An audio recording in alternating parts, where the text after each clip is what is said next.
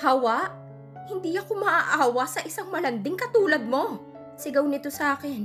Halos mabingi ako sa sobrang lakas ng pagkasigaw niya sa tenga ko. Girl! Tawag ni Gina sa akin. Narinig kong umiiyak na rin ito. Arabella! Diyos ko! Anong ginawa niyo sa bata? Ma'am Stella, bitiwan niyo po siya. Maawa po kayo sa kanya. Pagmamakaawa ni Nana. Pero wala itong nagawa dahil may mga lalaking nakaitim na pumasok. Walang naglakas ng loob na lumapit sa akin sa takot na rin sa mga lalaking nakatayo at nakatingin sa pwesto namin. Huwag kang makialam dito, matanda ka. Kung ayaw mong pati ikaw idamay ko. Huwag po. Huwag mong idamay si Nana. Na, please. Umiling ako sa kanya. Nakita kong lumapit si Ate Minerva dito at pinatalikod si Nana sa akin. Naguunahang pumatak ang luha sa mga mata ko. Nasasaktan akong makitang pati si Nana nasasaktan dahil sa galit ni Stella sa akin. Ayokong pati sila madamay. What happened, Stella? Tanong ni Ma'am Elena sa kanya. Akala ko bibitiwan niya ng pagkakahawak sa buhok ko. Pero mas sinigpitan niya pa ito. I caught this bitch flirting with Dave, tita. Inakit niya si Dave para hindi matuloy ang kasal namin. May paiyak-iyak pa ito kanina. Nakita kong panlalaki ng mga mata ni Ma'am Elena na tila hindi makapaniwala sa sinabi ni Stella. Nung tumingin si Madam sa akin, kita kong pagkadisgusto sa mukha nito. Tila ba nandidiri ito habang nakatingin sa akin? Hindi po totoo yan, Madam. Wala po akong ginagawang masama. No, tita. Believe me.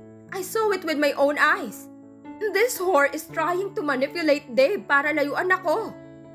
Maniwala po kayo sa akin, ma'am. Pagmamakaawa ko pero tinalikuran niya na ako. Parang hinayaan niya si Stella na gawin ang gusto nitong gawin sa akin. See that, bitch? Walang kakampi sa'yo. Hinila nito patalikod ang ulo ko. Kaya napaliyad ako. Napatingin ako sa gawin nila Nana at nakita kong luha ang mukha ng mga ito. Ano bang naging kasalanan ko? Bakit ang lupit-lupit niyo sa akin? Nagmahal lang naman ako pero bakit ganitong kapalit? Gusto kong kalmutin ang pagmumukha ni Stella pero hindi ko ito maabot. You know what, bitch? Itong bagay sa'yo. Isang mag-asawang sampal ang binigay nito sa akin. Pakiramdam ko namamanhid ang buong mukha ko sa sakit ng pagkasampal niya sa akin. Hindi ako makalaban dahil nangihina ako sa pagkaladkad niya sa akin kanina. Dave, saan ka? Tulungan mo naman ako dito. Kailangan kita. Kahit ngayon lang. Please, tulungan mo ako. Sinubukan niya akong ingudngod sa gilid ng swimming pool kaya nagpupumiglas ako. Halos mawalan ako ng lakas pero wala man lang tumulong sa akin. Ganito ba talaga ang kapalaran ko? Kung sana andito si Gaiden, baka matulungan niya pa ako. San ba si Kuya Carding? Si Kuya Joel? Kahit sinong pumasok sa isip ko na tumulong sa akin pero walang dumating. Bago pa man ako makabawi sa kanya, buong lakas niya na akong tinulak sa swimming pool. Nasa malalim kaming bahagi kaya kahit anong pilit kong umahon hindi ko maiangat ang ulo ko. Diyan nababagay ang mga malalanding katulad mo. Maligo ka para mahimasmasang ka sa pagiging makati mo. Madami pa itong sinasabi pero hindi ko na nakuhang pakinggan pa. Ang gusto ko lang ngayon ay mailigtas ang sarili ko. Hindi ako marunong lumangoy. Kumumpas-kumpas ako ng mga kamay ko para sana may tumulong sa akin pero wala. Marami na akong nainom na tubig. Ang iba lumabas sa ilong ko. Gusto ko pa sanang umahon pero pakiramdam ko ito na ang huli ko. Unti-unti akong pumupunta sa baba hanggang nandilim ang paningin ko. Pero bago pa ako mawala ng malay, may mga brasong yumakap at umangat sa akin. Baby, wake up! Arabella, open your eyes! Shit! What did you do, bitch? May isa pang sumigaw. Gusto kong idilat ang mga mata ko pero hindi ko na kaya. Madami pa itong sinasabi pero wala na akong lakas pakinggan pa ang mga ito. Nangihina na ang katawan ko at naninikip na ang aking dibdib. Wala na akong nagawa nang bumigat ang mga talukap ko. Hinayaan ko na lang ang aking sarili hanggang sa mawala na ako ng malay. Nagising ako na nangihina ang aking katawan. Nahihirapan akong gumalaw dahil masakit ang buong katawan ko. Para akong binugbog ng ilang beses na pati mga kasukasuan ko nananakit. Kaagad akong binalot ng takot nang maalala kong ginawa ni Stella sa akin. How could she do that to me? Muntik na akong mamatay dahil sa ginawa niya sa akin. Mabilis akong napabalikwas at bumangon kahit nanginginig pa ang mga kalamnan ko. Hindi pamilyar sa akin ang silid na kinaroroonan ko ngayon. Paano kung mangyari ulit ang nangyari kanina? Lumukob ang takot sa puso ko nang maalala kong galit sa mukha ni Stella. Handa siyang pumatay para sa pag-ibig niya kay Dave. Pero naalala kong binanggit niya ang pangalan ni Gaiden. Bakit nasali si Gaiden dito? Inilibot ko ang aking tingin sa loob ng silid. Wala akong makitang palatandaan kung nasan ako. Sinong nagdala sa akin dito? Nagsimula na akong kabahan. Pakiramdam ko mabibingi ako sa lakas ng tibok ng aking puso. Nasa sobrang bilis nito parang literal na lalabas na ito sa aking dibdib. Nagsimula na din akong pagpawisan kahit pa sobrang lakas ng aircon dito sa silid. Sinong nagligtas sa akin? Nakuha ba ako ng mga tauhan nila Stella? Bumaba ako ng kama kahit na nangihina pa ang mga paa ko. Kailangan kong makatakas dito. Kailangan kong iligtas ang sarili ko. Nasaan si Nana? Bakit nila hinayaang makuha ko ng mga tauhan ni Stella? Ilang hakbang na lang abot ko ng doorknob nang may tumawag sa akin. Arabella! Paglingon ko halos bumagsak ako sa sahig nang makita kong nag-aalalang mukha ni Sir Dave. Siguro galing ito sa banyo dahil hindi ko naman ito nakita kanina. Sir? Mahinang tawag ko sa pangalan niya. Nasa sobrang hina, hindi ko na alam kung narinig pa ba niya yon. Shit, baby, where are you going? Agad itong tumakbo sa tabi ko at niyakap ako. Napaiyak ako nang madama kong yakap niya. Pakiramdam ko sa mga oras na ito nakahanap ako ng kakampi. Ng taong magpoprotekta sa akin. Inalalayan niya akong makaupo sa sopa. Tulungan mo ako, sir. Sasaktan niya ako. Sasaktan niya ako. Nanginginig kong sumbong sa kanya. Babalikan niya ako. Sir, galit siya sa akin. Ibinuhos kong lahat ng takot at pangamba ko sa kanya. Nanginginig ang kamay kong kumapit sa damit niya. Lalong lumakas ang iyak ko na pakiramdam ko sa kanya ako kumukuha ng lakas. Sasaktan niya ako. Sasaktan nila ako. Please, Sir Dave, tulungan mo ako. Shh, I will not allow that. I will protect you, baby. I will. He murmured. Pinilig niya ang ulo ko sa dibdib niya. Naramdaman ko pang hinalikan niya ang tuktok ng ulo ko. Hinayaan ko lang siya dahil pakiramdam ko kumalma ako sa ginagawa niya. Nanatili ako sa dibdib niya ng ilang saglit. Pero bigla ko siyang naitulak nang maalala ko na siya ang dahilan ng lahat. Kung hindi nagselos ang babaeng yun sa akin, hindi ako mapapahamak. May fiancé na pala siya. Bakit pa siya lumalapit sa akin? Munti ko nang ikamatay kung hindi pa niya ako iniligtas. But wait, may isang boses pa akong narinig nung iniahon niya ako. Sino yun? Nakita kong pagtataka sa mukha niya nung tumingin ito sa akin. Nasaan ako? At bakit ako nandito? Tanong ko sa kanya. Inilibot kong tingin sa paligid. Puti ang pintura nito at malinis. My condo. Sagot niya at napatiimbagang ako. Anong pumasok sa isip niya at dinala niya ako dito? Lalong magagalit ang mga magulang niya sa akin kapag nalaman nilang dito niya ako dinala sa condo niya. Lalong magwawala ang nobya niya sa ginawa niyang ito. Lalo akong mapapahamak. You fainted. But don't worry, you're already checked. May pinapunta akong doktor dito kanina. Tumango ako pero hindi ako nagsalita. Kailangan kong umalis dito sa condo niya. Pero saan ako pupunta? Kailangan kong tawagin si Gaiden. Baka pwede niya akong tulungan. Siguradong hindi na ako makakabalik sa mansyon nila. Hindi na ako sigurado kung ligtas pa ba ako doon sa mansyon nila. Kita ko sa mga tingin ni Madam Elena ang pagkadisgusto niya sa akin. Alam kong naniwala ang mga magulang ni Sir Dave sa mga sinabi ni Stella tungkol sa akin. Kaya hinayaan lang nila si Stella na saktan ako. Aalis na ako. Bulong ko. Hindi ko alam kung saan ako pupunta pero kailangan kong makaalis dito sa condo niya. Babe, aalis na ako, Sir Dave. Putol ko sa kanyang sasabihin. No, baby. Hindi ko hahayaang sasaktan ka nila. Dito ka lang sa tabi ko. Ako ang magpoprotekta sa'yo. Protekta? Paano mo ako poprotektahan sa kanila? Kakalabanin mong mga magulang mo? Kakalabanin mong fiancé mo dahil sa akin? Ha? Tinulak ko siya sa dibdib. Nakita kong natigilan ito. I will do everything for you, Arabella. Hayaan mo kong protektahan ka. And for the record, that woman is not my fiancé. I'm not involved with her, and I will never be. Mariin niyang sabi.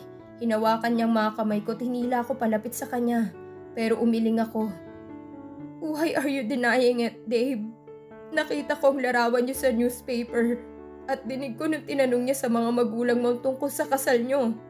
No, I'm not marrying her. She just assumed. Napataas pa ang boses nito ngunit nang makita niyang matapang din akong nakatingin sa kanya, nagbago ang anyo nito. Please, baby. Please lang. Paniwalaan mo naman ako, Arabella. Sabi nito sa mababang boses. Dama kong sinseridad sa mga tingin niya. We're never in a relationship. Hindi ako nagmahal ng iba pagkatapos ng nangyari sa atin. Malakas siyang napabuntong hininga at hinilot niya pa ang sentido niya. I don't love her, baby. Ikaw ang mahal ko. Saad niya sa mababang boses. Umiling ako. Hindi ko na alam kung anong paniniwalaan ko. Sumasalungat ang isip ko sa nararamdaman ng puso ko. Pero hindi ko rin maikaila na may konti pa akong nararamdaman para sa kanya. Napagtanto ko yung kanina nung marinig kong tinanong ni Stella tungkol sa kasal nila. Paano kung puntahan nila ako dito? Ayokong may madamay pang iba. Kaya please lang, hayaan mo na akong umalis dito, Sir Dave. Uuwi na lang ako sa amin. Tama, doon na lang ako. Siguro naman hindi na ako susundan ni Stella kapag nakauwi na ako. Magpapatulong na lang ako kay Ate Loretta na maghanap ulit ng trabaho. Siguro naman napatawad na ako ni Chong. Hahanapin ko din si Chong para masagot ng mga katanungang bumabagabag sa akin. No, Arabella. Please, baby, listen to me. You are safe here with me. Kung natatakot kang may gagawin akong masama sa'yo, please. I can't do that to you. Hindi kita kayang saktan. Gagawin kong lahat maprotektahan ka lang. Pangungumbinsi niya sa akin, pero nagdadalawang isip ako. Kahit anong oras pwede akong puntahan ng mga magulang niya dito. Pati na rin si Stella. Imposible naman kung hindi nila alam ang kondo niya. Lalo silang magagalit kung andito ako sa'yo. Paano ng mga magulang mo? Hindi mo sila pwedeng talikuran dahil lang sa akin. Malapit na akong mawalan ng pasensya. Ayaw niya talaga akong paalisin dito sa poder niya. All my life, sila lang ang iniisip ko. Lahat ng gusto nila sinunod ko. But not this time. Hindi ako makapapayag na pati ang babaeng mapapangasawa ko silang pipili para sa akin. Nabigla ako sa sinabi niya. I didn't expect that he'll say that. All along I thought that he is happy. Pero paano nga naman siya magiging masaya kung lahat ng ginagawa niya ay nakadepende sa mga magulang niya? Sir, malungkot siyang umiti sa akin. I'm not saying this para maawa ka sa akin, Arabella. I just want to keep you safe. 2 room dito. Kung gusto mo, doon ako sa kabilang room para maging komportable ka. I know you're still mad at me, but I can't blame you for that. I made a big mistake, and I have to suffer the consequences of it. Mariin itong pumikit tsaka tumingala. Dinig kong pagkawala niya ng isang malakas na buntong hininga na tila pinapalabas ang sakit na kinikimkim niya. I somehow felt guilty sa mga salitang binitiwan ko. Please, Arabella. I will not talk to you if you're not comfortable. I will stay in my room kung nasa labas ka ng silid mo para maging komportable ka sa pagtira mo dito. But please, stay. Sa ganitong paraan makabawi man lang akong konti sa sakit na binigay ko sa'yo. Masuyo niya akong tiningnan. Please, baby. Tumango ako sa kanya. Pansamantala dito muna ako titira. Pero kapag may nahanap akong lugar na maaari kong titirhan, lilipat din ako agad. Titira ako dito sa inyo, pero may kondisyon po ako. Seryosong sagot ko sa kanya. Tell me, baby. What is it? Biglang nabuhayan ang mukha niya. Sinubukan niya ulit kunin ang kamay ko pero itinaas ko ito para pigilan siya. Stop calling me baby, Sir Dave. What we had is all in the past. Kalimutan na natin kung ano man ang namagitan sa atin noon. Nakita ko ang paglungkot ng mukha niya, ngunit wala itong magawa, kaya sumang-ayon na lang. Titira ko dito bilang kasambahay mo.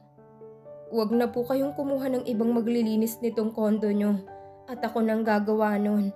Akong magluluto at maglalaban ng mga damit mo. Hindi mo ako kailangang sahuran. Sapat na sa akin kabayaran ng pagpatira mo sa akin dito sa unit mo. Napansin kong nag-ibang reaksyon niya nang marinig ang kondisyon ko. Kung may bibisita po sa inyo, magsabi lang po kayo sa akin para hindi ako lalabas ng silid ko. Labas ka sa personal na buhay ko. Katulong mo ako at amo kita. Baby. Please, Sir Dave. Kung gusto mong tumira ako dito, sana sundin mo ang kahilingan ko. Nakita kong pag-aalangan niya, pero buo na ang desisyon ko. Sakaling hindi siya papayag, hahanap na lang ako ng ibang tutulong sa akin. Okay, if that's what you want, I'll respect that. Sabi nito na tila nahihirapan. Your clothes will be delivered here later. I already asked Gina to pack it and let Joel bring it here. Yung ibang gamit mo, bibili na lang tayo. For the meantime, yung damit ko munang susuotin mo. Nanlaki yung mga mata ko sa sinabi niya. Napatingin ako sa aking suot at ngayon ko lang napansin na nakaputing t-shirt pala ako at pajama. Agad kong tinakpan ang aking dibdib nang mapansin kong wala akong bra. At pasimple kong kinapa ang pang-upo ko kung meron ba akong suot. Pero, wala din. Sinong nagbihis sa akin? Natataranta kong tanong sa kanya. Kaming dalawa lang ang nandito, ibig sabihin ba? No, hindi pwede. Nakakahiya. Pakiramdam ko nagsiakyatan lahat ng dugo ko sa aking muka. Change your clothes kasi basang-basa ka. Diniretso na kita dito kasi baka masundan ka ng mga tauhan ni Stella sa hospital. It's my new unit. Walang nakakaalam nito kaya dito kita dinala. Napasinghap ako. He changed my clothes? Ibig sabihin nakita nito ang katawan ko? Ikaw ang nagpalit ng damit ko? Paninigurado ko pa. Bahagya itong ngumiti at nahihiyang tumango. Halos mawindang ako sa kumpirmasyon niya. But, hindi ako tumingin. Yeah, my eyes were closed when I'm changing your clothes. Promise.